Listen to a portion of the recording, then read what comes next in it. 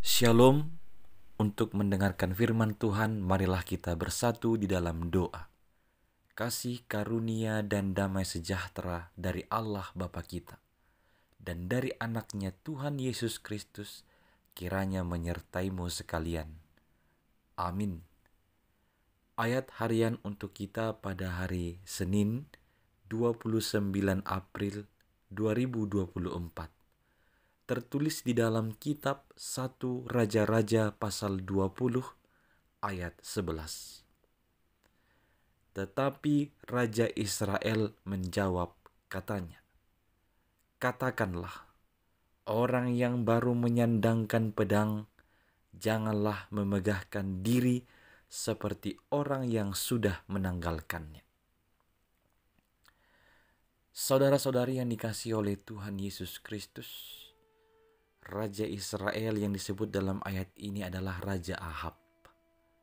Kita tahu dari kesaksian Alkitab, Ahab adalah seorang Raja Israel yang bertindak lalim, yang membiarkan ada banyak berhala-berhala, penyembahan-penyembahan Baal terjadi di daerah Israel. Artinya dengan singkat kita sebut, dia adalah raja yang jahat, raja yang sering melupakan Tuhan, raja yang tidak mengandalkan Tuhan. Bahkan dia adalah raja yang membiarkan penyembahan-penyembahan Baal terjadi di bawah pemerintahannya. Namun kita tahu dalam pasal 20 ini, seorang raja yang bebal, seorang raja yang lalim, raja yang jahat, ditolong oleh Tuhan, diselamatkan oleh Tuhan.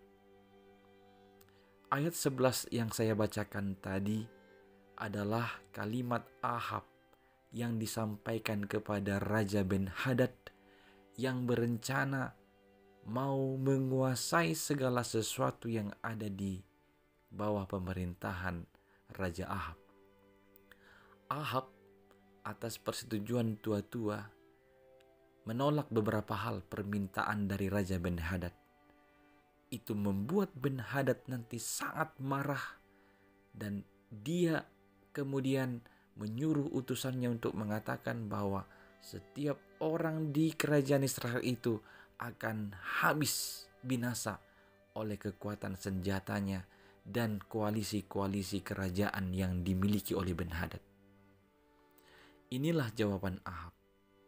Dan disinilah nanti kita melihat Tuhan turut bekerja menyelamatkan Ahab dan Israel, menolong mereka, melepaskan mereka dari tangan Ben-Hadad dan 32 raja-raja koalisi lainnya. Pertanyaan yang utama bagi kita, mengapa Tuhan menolong orang jahat seperti Ahab? Mengapa Tuhan masih mau menyelamatkan umat yang sudah menyembah berhala? Mengapa Tuhan masih peduli dengan orang-orang Israel atau bangsa Israel yang mana mereka sudah mulai melupakan Tuhan? Ini adalah rahasia keselamatan Allah.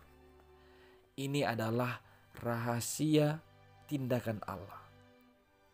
Dia menolong orang-orang Israel, menyelamatkan bangsa Israel di bawah pemerintah Raja Ahab.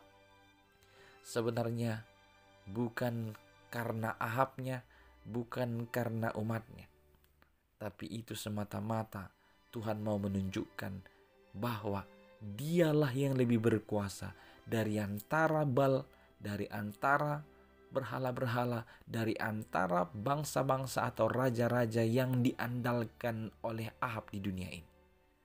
Allah lah yang mengatasi semuanya. Allah lah yang berkuasa di atas semuanya. Itu yang mau ditunjukkan Tuhan. Dan Tuhan mengharapkan supaya umat itu bertobat, mereka meninggalkan berhala, mereka kembali kepada Allah, menyembah Tuhan Allah. Hal yang sama bisa terjadi dalam kehidupan kita. Kita melihat ada orang jahat, ada orang yang tidak mengandalkan Tuhan, ada orang yang sering melupakan Tuhan, seolah-olah hidupnya aman dan selamat.